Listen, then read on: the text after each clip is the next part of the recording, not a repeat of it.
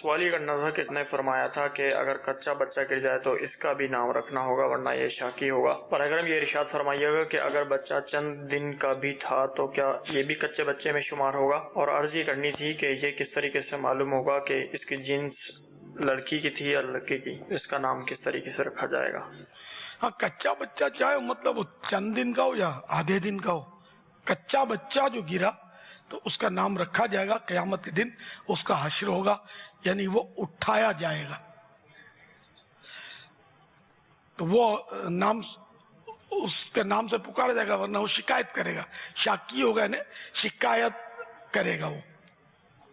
اب یہ کہ بہت چھوٹا بچہ گر گیا کچا، تو اس کی اگر علامت نہیں ہے لڑکی لڑکے کی، تو پھر یہ کہ ایسا نام رکھا جائے کہ جو دونوں کے لیے رکھتے ہیں.